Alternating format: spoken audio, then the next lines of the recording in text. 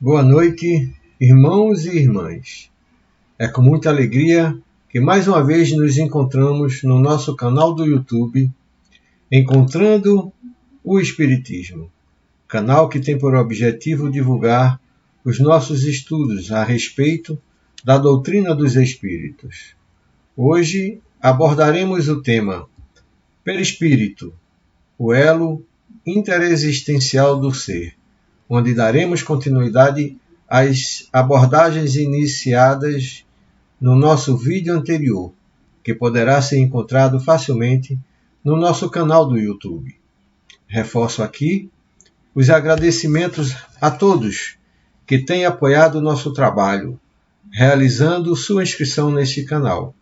E aos que ainda não o fizeram, peço que, na medida do possível, que se inscrevam, pois isso contribuirá para a mensagem chegar a um maior número de pessoas.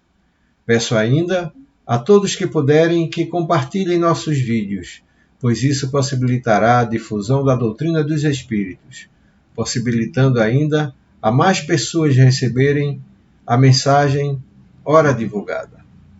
Sendo assim, quero agradecer e pedir a Jesus e aos bons espíritos que nos ajudem e nos inspirem na realização desta tarefa, para atingir a tantos quantos seja possível e a tantos quantos se faça necessário. Assim, inicialmente, como reflexão inicial, gostaria de lembrar o poema da irmã Cora Coralina, cujo tema é Aninha e suas pedras. Diz a poetisa: não te deixes destruir, ajuntando novas pedras e construindo novos poemas. Recria tua vida sempre, sempre. Remove pedras e planta roseiras e faz doces. Recomeça. Faz de tua vida mesquinha um poema e viverás no coração dos jovens e na memória das gerações que hão de vir. Essa fonte é para uso de todos os sedentos. Toma a tua parte. Vem a estas páginas e não entraves seu uso aos que têm sede.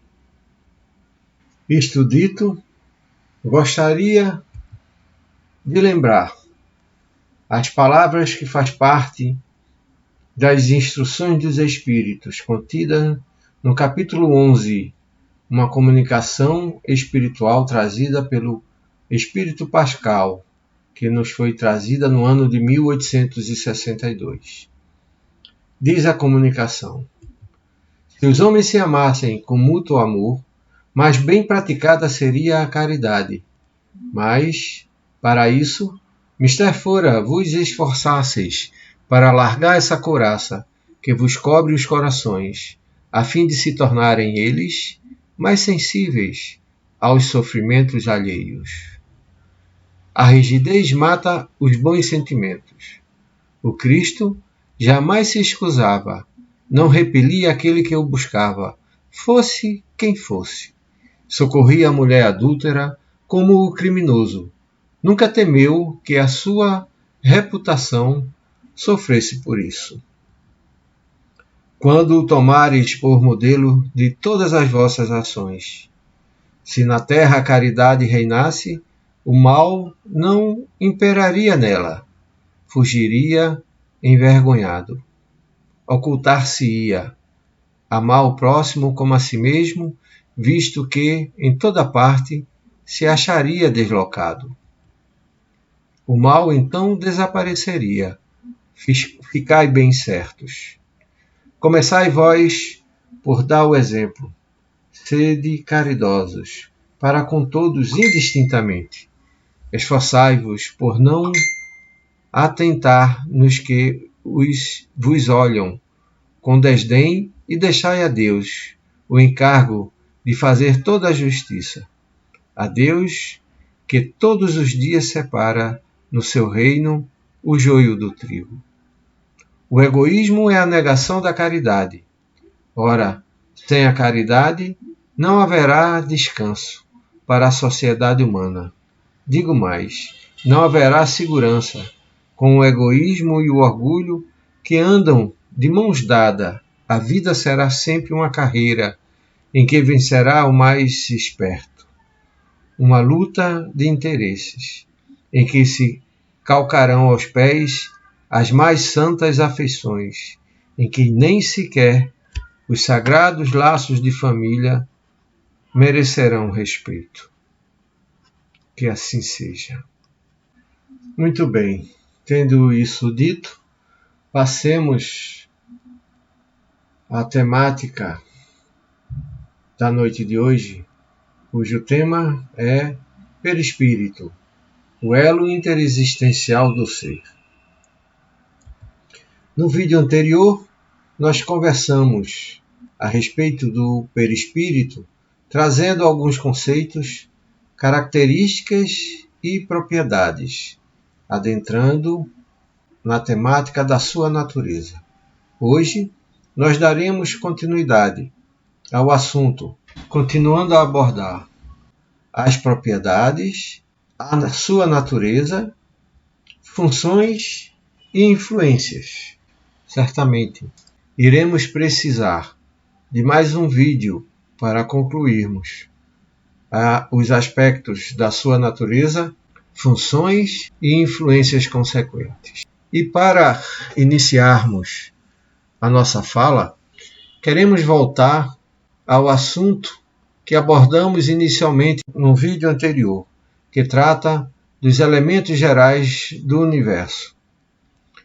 Aborda o Livro dos Espíritos, nos informando a espiritualidade, que existem em todo o universo, basicamente, dois elementos abaixo de Deus.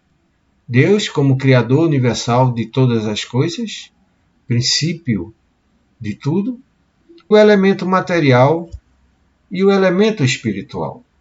Tudo mais que existe, tangível e intangível, é consequência da união desses dois elementos e da presença de Deus em tudo o que existe. E para entendermos e aprofundarmos um pouco esse assunto, nós fomos buscar no Livro dos Espíritos as questões seguintes, do qual vamos expor. Na questão 30, Kardec perguntou à espiritualidade da seguinte forma: a matéria é formada de um só ou de muitos elementos? E respondeu a espiritualidade: de um só elemento primitivo. Os corpos que considerais simples não são verdadeiros elementos, são transformações da matéria primitiva.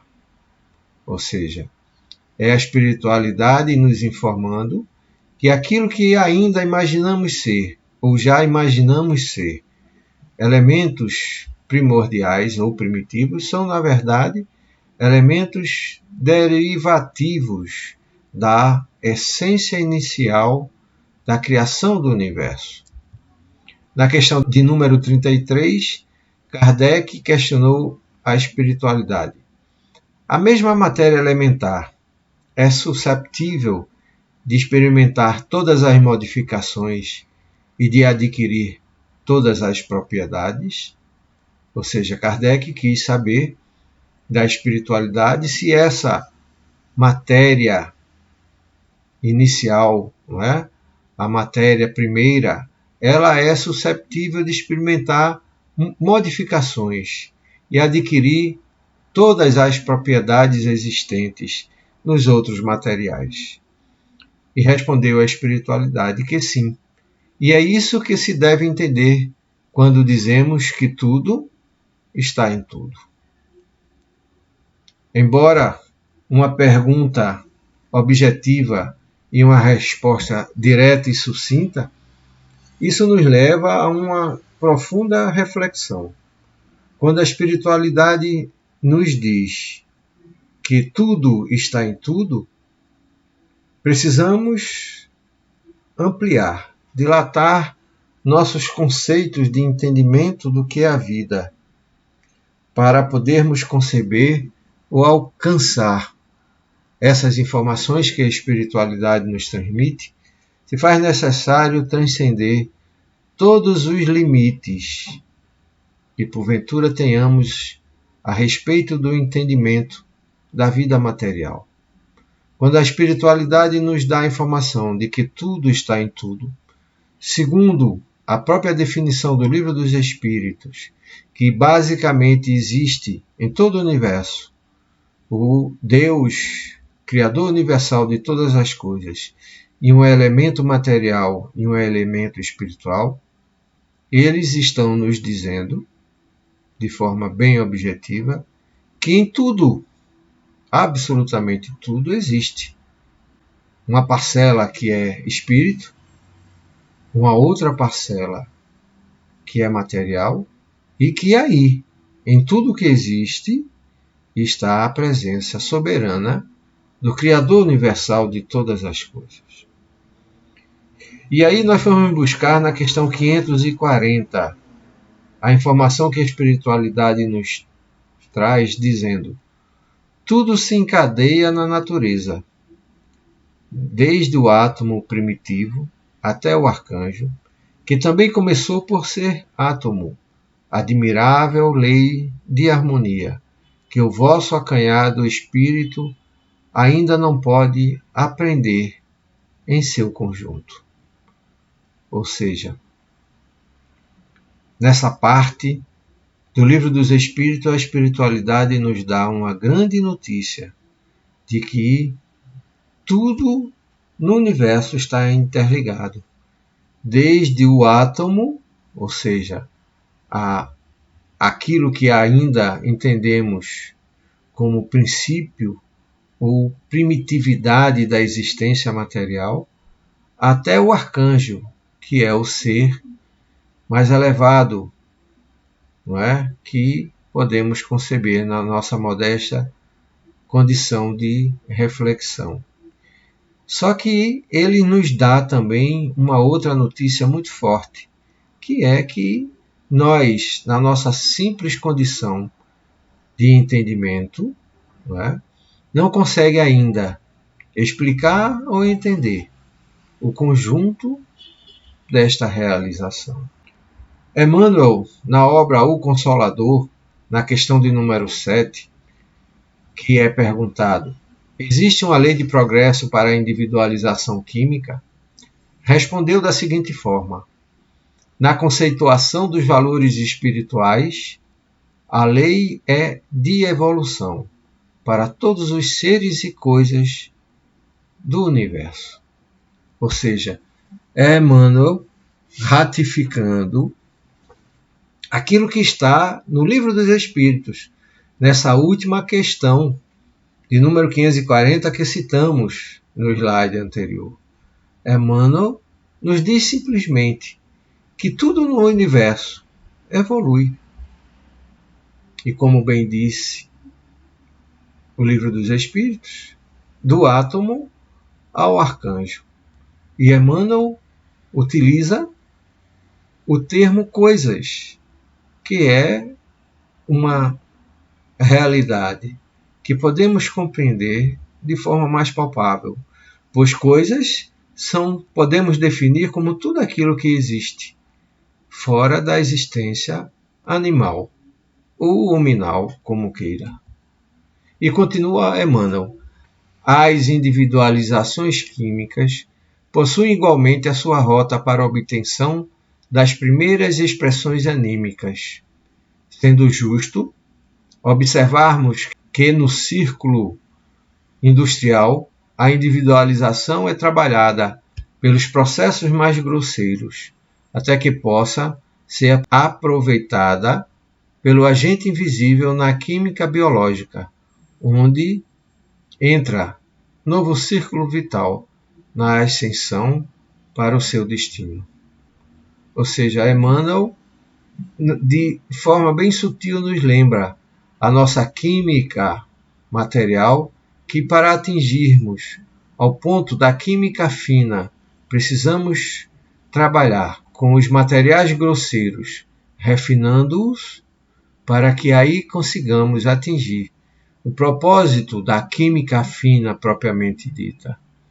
Lembrando que, da mesma forma, no mundo e no universo, os materiais grosseiros são trabalhados paulatinamente para atingir a condição da evolução anímica existente em todos nós. Na obra No Mundo Maior, André Luiz, no capítulo 4, nos diz: o espírito mais sábio não se animaria a localizar, com afirmações dogmáticas, o ponto onde termina a matéria e começa o espírito. Observem que é uma informação muito direta da parte de André Luiz, nos alertando que o espírito, e aí reforçamos, ele se refere à espiritualidade, não ao homem, mas o espírito mais sábio, aquele que está no plano superior da evolução, não se atreveria a afirmar onde termina a matéria e onde começa o espírito, nos levando à reflexão a respeito da definição dos elementos gerais do universo, que Deus está acima de tudo e que criou basicamente o elemento material e o elemento espiritual. O homem, nós, ao tomarmos essa informação, imaginamos dois elementos distintos, um totalmente diferente do outro. E a espiritualidade, sutilmente, já nos fala que existe um limite muito tênue existente entre um elemento e outro, e que está interligado a essa associação, a própria presença do Criador, o que nos leva à reflexão de que será a matéria essencialmente matéria, ou para ela existir, como bem sugere a definição dos elementos gerais do universo, a presença do Deus, e a simples presença do Criador nesse elemento material, ou lhe dá uma propriedade ou uma característica da qual transcenda não só a nossa condição de entendimento, mas a sua própria condição essencial de matéria que é. Para que aí possa existir não só a condição de espírito que associa-se a esse, mas como também a própria condição evolutiva, como o próprio Emmanuel nos diz no texto do livro Consolador, na questão de número 7 que citamos, que simplesmente tudo evolui no universo. E que do átomo ao arcanjo, tudo está encadeado, tudo está ligado, tudo está entrelaçado. Esta é uma reflexão que transcende, muitas das vezes, a condição modesta nossa, não só de entendimento das coisas, mas das verdades que a própria doutrina dos Espíritos nos traz. No Livro dos Espíritos, na questão de número 82, Kardec questionou a espiritualidade. Será certo dizer-se que os espíritos são imateriais? Ou seja, é Kardec tocando justamente nesse aspecto que estamos nos referindo agora. Kardec, de outra maneira, pergunta: são os espíritos realidades existenciais totalmente distintas da matéria, de uma forma geral, de uma forma mais ampla? É isso que Kardec está perguntando à espiritualidade. E a espiritualidade respondeu: como se pode definir uma coisa quando faltam termos de comparação e com uma linguagem deficiente? Ou seja, a espiritualidade começa a nos responder, nos dizendo que como poderá eles nos dar a resposta apropriada se a nós faltam os subsídios para compreender? É a mesma coisa que Por exemplo, um aluno de um determinado curso, que nele tem que cursar alguns anos de aprendizado, queira aprender ou entender o que está dito ou transmitido no 10º ou no último ano, já no primeiro. Ou seja, é a espiritualidade nos dizendo que nos falta essa condição de entendimento para obtermos a resposta e a compreensão daquilo que Kardec questionou nessa pergunta. E continuou a espiritualidade. Pode um cego de nascença definir a luz? É a matéria quintessenciada, mas sem analogia para vós outros. É tão etérea que escapa inteiramente ao alcance dos vossos sentidos. Ou seja, é a espiritualidade dizendo para nós, não é, que existe um tipo de matéria que transcende tantas vezes a nossa condição de compreensão que para nós é simplesmente imperceptível e incompreensível. Como bem diz eles, pode um cego de nascença definir a luz? É o que ocorre conosco, guardando-se as devidas proporções. Mas como nós podemos definir a realidade espiritual se não a concebemos, se não temos sequer um sentido de comparação para fazer? E continua a espiritualidade. Imaterial não é bem o termo. Incorpóreo seria mais exato, pois deves compreender que sendo uma criação, o espírito há de ser alguma coisa. Ou seja, é a espiritualidade nos dizendo que o espírito é uma criação e, portanto, há de ser ou há de ter o seu composto ou a sua composição. Imaterial não é o termo que definiria a condição espiritual. Incorpóreo, segundo a nossa modesta condição de comparação, é que poderíamos conceber como uma resposta mais aproximada da realidade que nos define ser o elemento espiritual. E que esse, por ter sido criado, há de ter algum tipo de matéria. E como bem diz a própria espiritualidade, uma matéria quintessenciada, que simplesmente foge à nossa modesta condição de percepção, compreensão e entendimento. E Kardec faz uma observação nessa questão. Nós outros somos verdadeiros cegos com relação à essência dos seres sobre-humanos. Não os podemos definir senão por meio de comparação sempre imperfeitas ou por um esforço de imaginação. Ou seja, é o próprio codificador constatando a nossa limitação de compreensão com relação às realidades transcendentais do universo, que são ou que vêm a ser no mundo espiritual. E que nós, por mais que nos esforcemos, apenas teremos uma modesta noção da realidade, daquilo que existe e daquilo que o é. No livro Mecanismo da Mediunidade, André Luiz amplia o conceito de matéria, definindo-a em física e espiritual, denominando a última de matéria mental.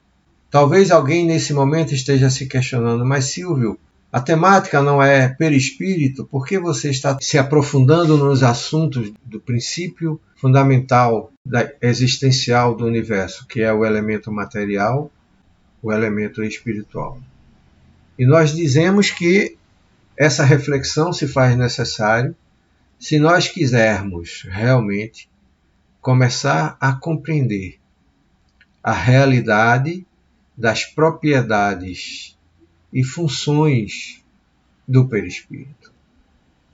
Sem entender, ou pelo menos ter uma noção do que vem a ser a essência da matéria que compõe o perispírito e, portanto, a sua composição e suas propriedades, dificilmente iremos aceitar ou racionalizar, por assim dizer, a condição que tem o perispírito de influência na nossa realidade existencial. Continuemos com André Luiz. Diz André Luiz: assim, considerando a matéria mental, embora em aspectos fundamentalmente diversos, obedece a princípios idênticos àqueles que regem as associações atômicas na esfera física, demonstrando a divina unidade do plano do universo. Ou seja, André Luiz, além de nos informar da questão da existência de uma matéria física e espiritual, ou seja, essa última tratando de matéria mental, coisa que para nós ainda transcende muito do nosso entendimento, essa se assemelha nas suas condições de associações, nas condições atômicas de associação, tanto na esfera física como no plano da própria criação divina de todo o universo, demonstrando-se assim a condição de unidade existencial do universo. Ainda no capítulo 4 do mesmo livro, Mecanismo da Mediunidade, André Luiz continua: identificando o fluido elementar ou hálito divino por base mantenedora de todas as associações da forma nos domínios inumeráveis do cosmos, do qual conhecemos o elétron como sendo um dos corpúsculos base nas organizações e oscilações da matéria, interpretamos o universo como um todo de forças dinâmicas, expressando o pensamento do Criador. Ou seja, é André Luiz nos ajudando na reflexão que precisamos exercitar de que o fluido cósmico universal, aquela primeira matéria, como dissemos, a matéria primeira que deu origem ou que dá origem a tudo que existe, como sendo o hálito divino, ou seja, a própria respiração, o ar que expira do Criador, sendo a base de manutenção de tudo que existe, que tudo que faz parte do cosmos está sendo sustentado pelo hálito divino, do qual, como bem diz André Luiz, conhecemos o elétron como apenas um dos corpúsculos das organizações e oscilações da matéria. Interpretaremos o universo como sendo as forças dinâmicas expressando o pensamento do Criador. Ou seja, André Luiz, de uma forma muito objetiva, nos diz: tudo que existe, tudo que palpita, tudo que pulsa, tudo o que se manifesta em todo o universo, nada mais é do que a própria oscilação dos sentimentos, dos pensamentos, se assim podemos nos referir, do Criador.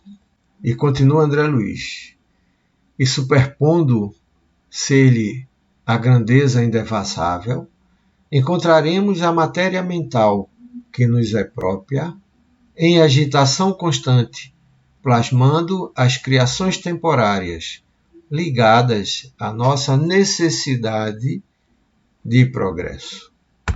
Ou seja, nesse ponto, André Luiz compara as nossas próprias palpitações de pensamentos, de ideias, de sentimentos, ou seja, a nossa condição de exercitar a nossa matéria mental em se manifestando na nossa própria agitação, como sendo uma condição semelhante e aí colocamos entre aspas, guardando-se as devidas proporções, não é? A nossa condição existencial para a nossa evolução. E ele, nesse momento, nos compara a nossa condição existencial de manifestação com a própria condição existencial do Criador, pulsando e criando tudo o que existe. Nós, segundo as nossas necessidades de evolução, estamos de forma semelhante, exercitando os nossos pensamentos, sentimentos e ideias.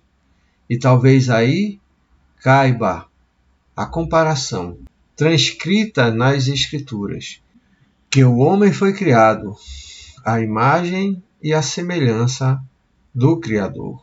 Continuando, André Luiz nos diz: como alicerce vivo de todas as realizações no plano físico e extrafísico, encontramos o pensamento por agente essencial. Ou seja, André Luiz nos ratifica a condição de que é o pensamento, o princípio e a condição existencial de tudo o que existe. E ele nos conclui: entretanto, ele ainda é matéria, a matéria mental, em que as leis de formação das cargas magnéticas ou dos sistemas atômicos prevalecem sobre novo sentido, compondo o maravilhoso mar de energia sutil em que todos nós nos achamos submersos e no qual surpreendemos elementos que transcendem o sistema periódico dos elementos químicos conhecidos no mundo. Muito bem. Ainda no capítulo 4, André Luiz nos ajuda a entender a matéria mental, quando nos diz: temos ainda aqui as formações corpusculares, com bases nos sistemas atômicos em diferentes condições vibratórias, considerando os átomos tanto no plano físico quanto no plano mental como associações de cargas positivas e negativas. Isso nos compele naturalmente a denominar tais princípios de núcleos, prótons, nêutrons, posítrons, elétrons ou fótons mentais, em vista da ausência de terminologia analógica para estruturação mais segura de nosso apontamento. Compreendemos, assim, perfeitamente que a matéria mental é o instrumento sutil da vontade, atuando nas formações da matéria física, gerando as motivações do prazer ou desgosto, alegria ou dor, otimismo ou desespero, que não se reduzem efetivamente a abstrações que representam turbilhões de forças em que a alma cria os seus próprios estados de mentação indutiva, atraindo para si mesma os agentes, por enquanto imponderáveis na Terra, de luz ou sombra, vitória ou derrota, infortúnio ou felicidade. Ou seja, André Luiz utiliza-se de uma retórica que lhe é peculiar para tentar fazer com que compreendamos melhor a matéria mental, que é semelhante à matéria espiritual, portanto, a matéria do perispírito. Joana de Ângeli, na sua obra Momentos de Felicidade, através da psicografia de Divaldo Pereira Franco, nos diz: o homem pode ser considerado o pensamento que exterioriza, fomenta e nutre, conforme a sua paisagem mental. A existência física será plasmada, face ao vigor da energia direcionada. A mente é fonte geradora de energias, que espalha conforme as inclinações do espírito, sendo fator de infortúnio como de felicidade para si mesmo e para os demais. Ou seja, Joana de Ângeles nos dizendo que o homem é responsável por tudo que produz, por tudo que faz. Não só aquilo que faz de forma direta, mas também por aqueles que influencia. E que tudo vem da sua criação interior, da sua força que se dedica em direção ao que realiza na vida, seja positivo ou seja negativo.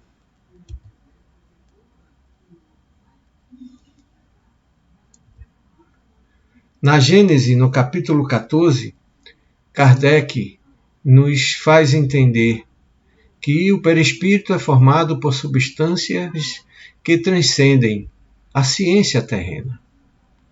Ele perguntou à espiritualidade: a natureza do envoltório fluídico é idêntica em todas as pessoas?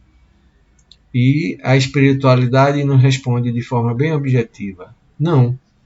Guarda sempre relação com o grau de adiantamento moral do espírito. Para o homem de ciência, é difícil compreender, é difícil de aceitar até que a vontade e a inclinação, boa ou má, do homem impõem em tudo que faz as condições de características diferenciadas em relação ao seu sentimento. E a espiritualidade conclui: a condição moral é que determina a densidade do perispírito. Ou seja, maior elevação, menor densidade fluídica. Isto é, perispírito mais elevado com menor condensação fluídica. Inferioridade predominante, maior densidade. Perispírito mais materializado tem-se uma maior condensação de fluidos grosseiros. O homem, de uma maneira geral, exterioriza os fluidos segundo a sua condição evolutiva, segundo seus pensamentos, ideias, propósitos, realizações de vida e objetivo, ou seja, segundo a sua condição de realização da sua própria vida. Luiz Gonzaga Pinheiro nos diz, no seu livro O Perispírito e Suas Modelações: quando vibramos nos acordes do amor, iluminamos o perispírito, dando-lhe leveza. Detendo-se no ódio, as energias que alimentam deixam resíduos indesejáveis no tecido perispiritual, que serão drenados para o corpo físico em forma de doença. Oportunamente, lembramos as palavras do Cristo que está no Evangelho de Mateus, no capítulo 5, versículo 16, onde o Cristo nos orienta a brilhar a nossa luz. Com isso, o Cristo nos sugere a alimentarmos dentro de nós aquilo que de melhor existe, aquilo de positivo, de construtivo que há dentro do nosso ser, brilhando em nós os sentimentos de amor, de paz, de humildade, de simplicidade e de caridade, que tanto Ele nos ensinou. Na Gênese, no capítulo 14, Kardec nos traz as informações a respeito da constituição do perispírito com relação ao plano que se habita. E ele nos informa que ele é simplesmente diferente em todos, encarnados ou desencarnados, que povoam a Terra ou o espaço. E que a habitação, ou seja, o plano existencial onde habitaremos, é que definirá os elementos de constituição do nosso perispírito. Quando visitar ou viver em outras moradas, revestirá o perispírito com os elementos pertinentes à evolução do fluido cósmico universal. Ou seja, o fluido cósmico universal que predominar ou que for pertinente à condição do estágio evolutivo do orbe em questão é que possibilitará ou exigirá de seus habitantes ter tais ou quais qualidades. Na obra Voltei, o irmão Jacó nos traz a seguinte informação: cada espírito é um mundo vivo, com movimento próprio, atendendo às causas que o criou para si mesmo, no curso do tempo, gravitando em torno da lei eterna que rege a vida cósmica. 2/3 das criaturas humanas encarnadas na crosta da Terra demoram-se em jornada evolutiva da racionalidade para a inteligência, ou da inteligência para a razão. A terça parte restante acha-se em trânsito da razão para a humanidade. Ou seja, é o irmão Jacó, nesta obra, corroborando os números que o espírito de Hernance Dufour, na obra Lírio de Esperança, nos traz de informação em números de que cerca de 2/3 da humanidade, encarnada e desencarnada, vivem em realidade de dor e de sofrimento, na tentativa de expungir os males que o impedem nas suas evoluções. E continua o irmão Jacó: fora do corpo terrestre, mas ligados ao mesmo plano, evoluem bilhões de seres pensantes nas mesmas condições. E Kardec, na questão 849 do Livro dos Espíritos, perguntou à espiritualidade superior: qual a faculdade predominante no homem em estado de selvageria? O instinto ou o livre-arbítrio?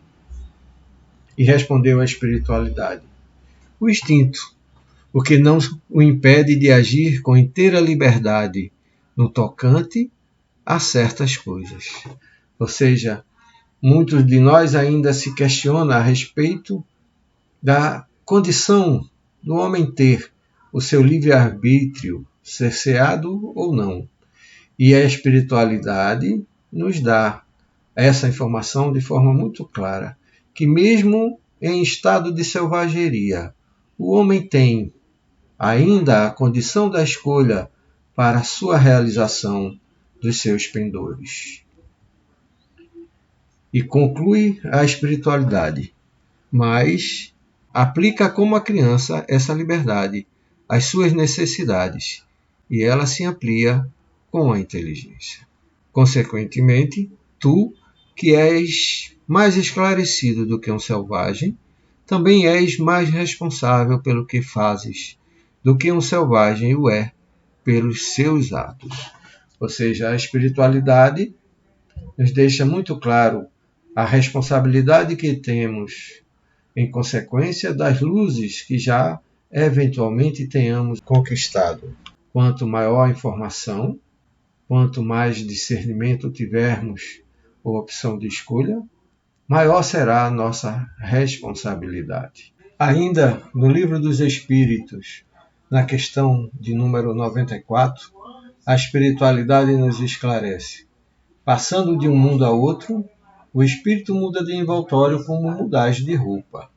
E na questão de número 186, a espiritualidade nos diz: ao revés, nos mundos superiores, esclarecem os espíritos que esse envoltório se torna tão etéreo que, para vós, é como se não existisse.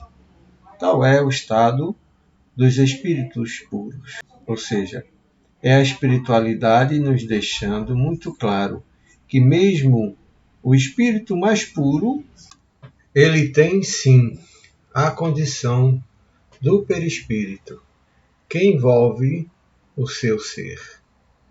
Na questão de número 94 e seguintes, Kardec questionou a espiritualidade da seguinte forma: espíritos superiores, ao virem ao nosso meio, necessitam de um perispírito mais grosseiro? E a espiritualidade respondeu: é necessário que se revistam da vossa matéria, já o dissemos. Se retirarmos o espírito do perispírito, nada existe. O perispírito não age por si só. Quem executa é o espírito através desta união. Ou seja, é a espiritualidade nos deixando muito claro nessa questão que mesmo o espírito superior, para se entrar em comunicação conosco, não que ele não tenha a condição para tal, mas que nós é que não o perceberemos, necessita utilizar-se de um intermediário para que nós possamos receber deles as intercessões que aqui desejam realizar. Na obra Perispírito de Zalmino Zimmermann, iremos encontrar as diversas propriedades pertinentes ao nosso perispírito. Propriedades essas que iremos citar apenas de forma superficial, para que tenhamos o conhecimento dessas propriedades. E aos irmãos que porventura desejarem se aprofundar, podem encontrar nesta obra o aprofundamento de cada propriedade. Lembrando que esse livro pode ser encontrado na internet no formato de PDF e ser baixado gratuitamente. Nos cita Zalmino que o perispírito é portador da condição da plasticidade, ou seja, é a capacidade que o espírito tem de produzir alterações morfológicas no seu perispírito. Ou seja, segundo a condição evolutiva do espírito, o seu perispírito pode ser modificado. O perispírito é dotado da condição da densidade, ou seja, ele tem massa e volume, e que essa determina a constituição molecular do perispírito. É portador da propriedade da ponderabilidade. E quem nos dá notícia disso é André Luiz, onde na sua obra Entre a Terra e o Céu, de psicografia de Chico Xavier, no capítulo 20, ele nos diz que a nossa condição mental determina o peso específico do voltório espiritual e, consequentemente, o habitar que lhe compete. Mero problema de padrão vibratório. O nosso perispírito é portador da propriedade de luminosidade, que é o nosso próprio brilho espiritual. Consequentemente, que, dependendo da nossa evolução, poderemos emitir, consequente daquilo que sentimos e alimentamos em nossos sentimentos, ideias e pensamentos, a força que proporciona a condição da própria existência e do próprio perispírito através das qualidades da alma. O nosso perispírito é portador da propriedade de penetrabilidade, ou seja, o perispírito, o ser, no mundo espiritual, tem a condição de atravessar as barreiras vibracionais, físicas ou não. Ou seja, alguns de nossos irmãos que desencarnam e simplesmente não conseguem atravessar uma porta ou uma parede, é simplesmente pela sua condição mental de percepção existencial. Acreditando ainda no mundo corpóreo, ele não se permite realizar aquilo que lhe é possível no mundo espiritual.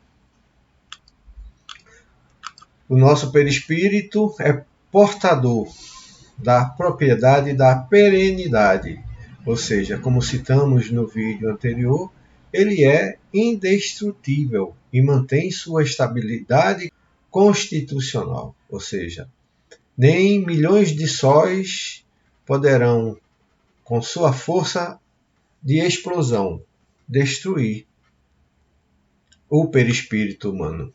O nosso perispírito é portador da propriedade da mutabilidade, ou seja, durante o processo evolutivo pode modificar sua forma, seu aspecto pela ação da plasticidade. A modificação é transitória e superficial, segundo a necessidade de suas mudanças. O nosso perispírito, ele é único, ou seja, é portador da propriedade da unicidade, ou seja, não há perispíritos iguais, como a rigor, e não existem almas idênticas.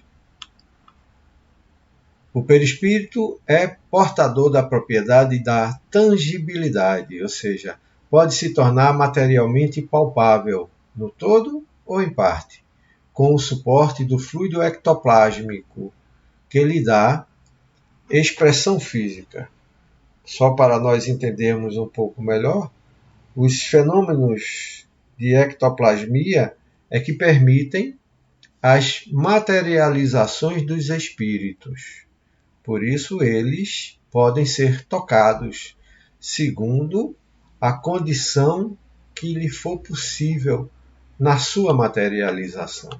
O perispírito é portador da propriedade da visibilidade, ou seja, ele pode se tornar visível, segundo a necessidade que lhe for conveniente em determinados momentos. Ele é portador da propriedade da porosidade, ou seja, ele assimila com facilidade os fluidos espirituais como uma verdadeira esponja. Ele é portador da propriedade da corporeidade, ou seja, ele é o corpo sutil do espírito e serve de instrumento para moldar o corpo físico, regendo com seus impulsos o desenvolvimento embrionário e fetal e imprimindo às células e tecidos em formação as suas características. Outra propriedade bastante importante para nós, não que as demais não tenham menos importância, mas, sobretudo nos fenômenos mediúnicos, é a condição que tem o espírito da expansibilidade. Pela sua natureza fluídica, ele é expansível, irradia para o exterior e forma em torno do corpo uma espécie de atmosfera que o pensamento e a força da vontade podem dilatar para mais ou para menos. E é justamente nos fenômenos mediúnicos que essa propriedade possibilita a interseção do mundo material com o mundo espiritual. O perispírito é portador da capacidade refletora, ou seja, reflete contínua e instantaneamente os estados mentais, gera a forma pensamento conforme a carga emocional, gera alterações dos centros vitais, repercute no sistema nervoso, endócrino, sanguíneo e outras vias de sustentação das células, marcando o desempenho regular ou não. Ou seja, o perispírito é, vamos dizer assim, o equipamento utilizado pelo espírito para produzir as formas, pensamentos, produzido na sua condição mental. O perispírito é portador da bicorporeidade, ou seja, tem a condição de se desdobrar ou fazer-se em dois, duplicação corpórea e bilocação. O perispírito é portador da propriedade da sensibilidade geral, ou seja, as sensações não são percebidas por um órgão ou estrutura biológica, tal como acontece no corpo físico, elas são gerais, percebidas em todo o perispírito.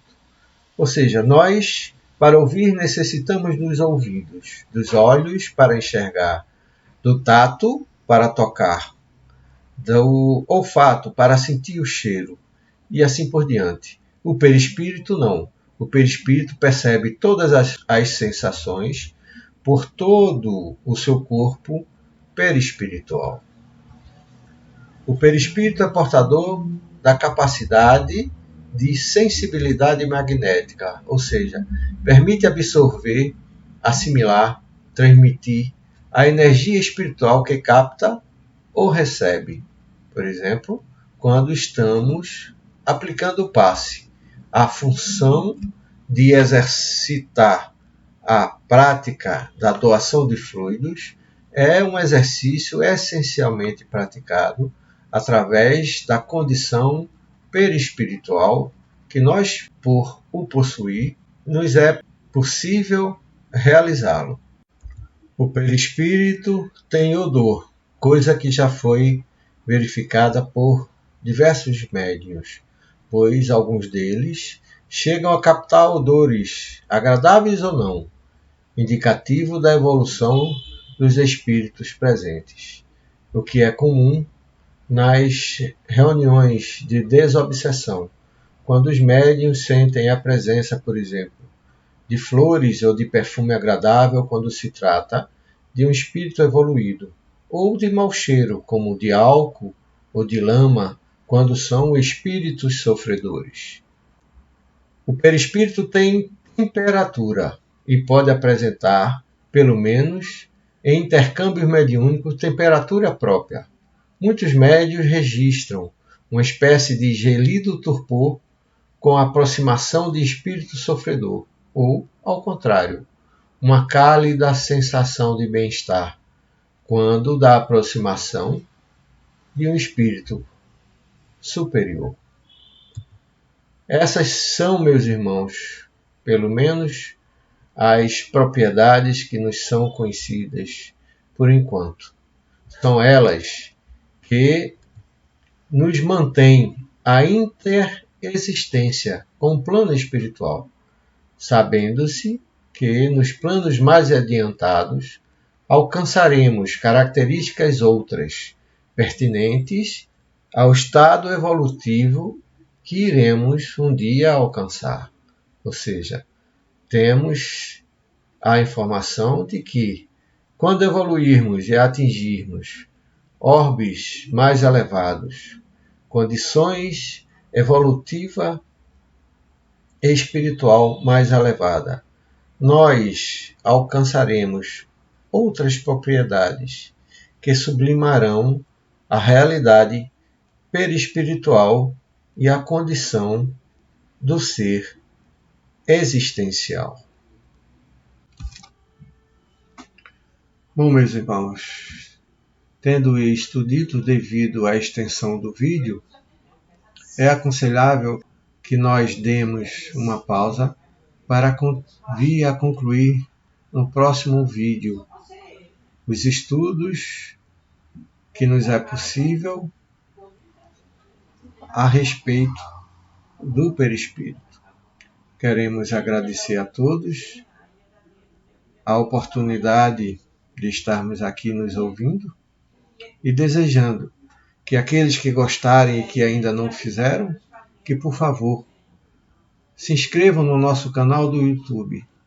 E os que já o fizeram, por gentileza, se puderem, compartilhem para que o maior número de pessoas possam receber a mensagem ora divulgada. Agradecendo assim mais uma vez a Jesus a oportunidade que todos nós temos de estarmos interligados de forma virtual, mas certamente sob a influência dos bons espíritos para a realização desse estudo.